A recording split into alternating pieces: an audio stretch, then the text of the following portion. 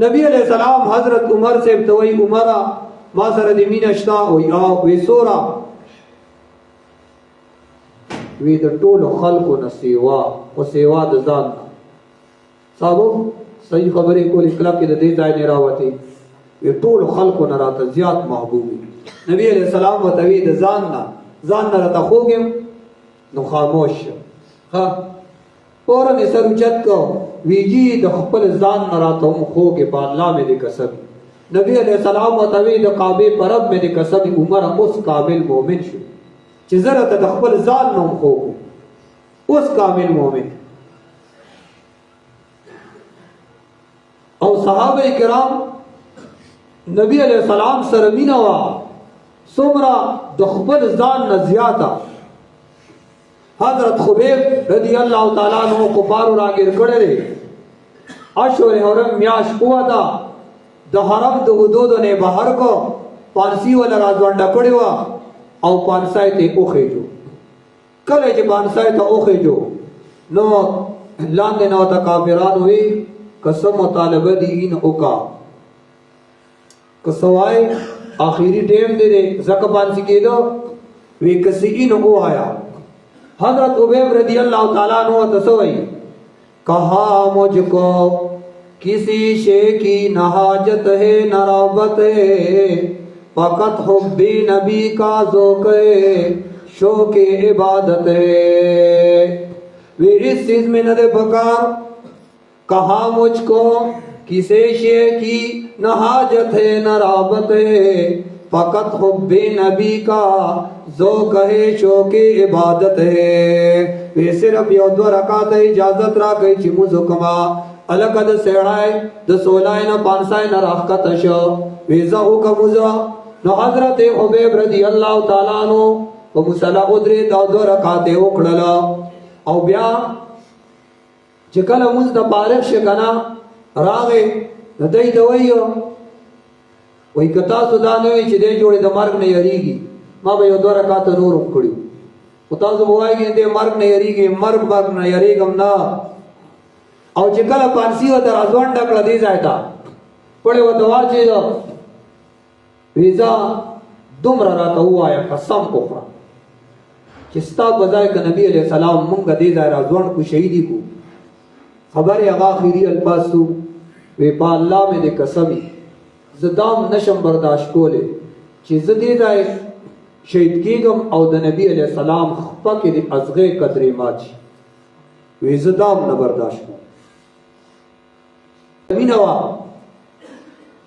زید ابن دسنا رضی اللہ تعالیٰ عنہ کفارو راگیر کڑو بالکل شہادت وقتو ابو سفیان والا قسم ورکو وی قسم اخرى کستا ببارا مقابلہ کی یاستا بدلہ کی نبی علیہ السلام منگا قتل کو دا برداشت کے اغو توی پا اللہ میں دے قسم زدام نبرداشت کوم چی دا نبی علیہ السلام پاکی دے ازغی مانچی او چی دای اوی قریش طولو لارو حیرانو چی دا سے محبت منگ چا لڑو حضرت ابو سفیان ایمان نو راوڑے کپارو دے طرف نو لارو کمانڈرو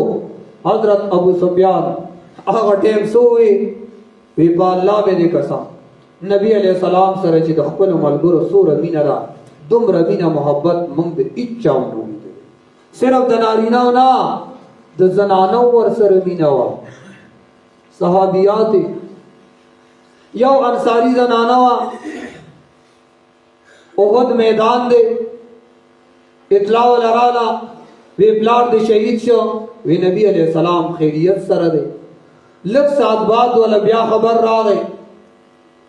وی رور دے شہید شو وی نبی علیہ السلام خیریت سر دے لگ ساتھ بعد بیا خبر را گئے وی خاون دے شہید شو بیا آگوئی وی نبی علیہ السلام خیریت سر دے صحابہ کرام ہوں آئیو توی نبی علیہ السلام آرام سر دے محفوظ دے ایمات اخی او چلاڑا نبی علیہ السلام مخ مبارک تے او قتل چغ اکڑا بے اختیارا وی کل مصیبت بغدق جلل جس طاقتو سر میں ٹول مصیبتون ختم طاقتو سر میں ٹول مصیبتون لڑ نبی علیہ السلام سر رشتی نے محبت داغیو او قرآن کی اللہ فرمائی قل ان کنتم تحبون اللہ فاتبعونی یحببکم اللہ. قل حبیبہ دے خلق تہوایا ان کنتم تحبون اللہ کچھر تاسو مینا ساتی اللہ سرا اللہ محبوبی اللہ مخوی نو فتبعونی زما تابداری بکوئی فتبعونی زما تابداری بکوئی. قرآن نبی علیہ السلام دا تابدارای دعوادار کو ردیر دی چیز دا نبی علیہ السلام تابدار ما. تفسیر مدارک کوئی کسو کوئی چیز دا نبی علیہ السلام تابدار ما او دا نبی علیہ السلام سنت باندے عمل نہ کئی دا سڑے دروغ جندے. اصل کیا دے ہوئی نبی علیہ السلام سنت باندے عمل نہ کئی او ایزا زمان نبی علیہ السلام سرمین دا او نبی علیہ السلام رات محبوب دے. اللہ وی فتبعونی حبیب دیتا ہوایا زما تابداری بکوئی. نو کلچ زما تابداری کوئی پا غم کی پا خادائی کی پا راحت کی پا مصیبت کی دشپی درز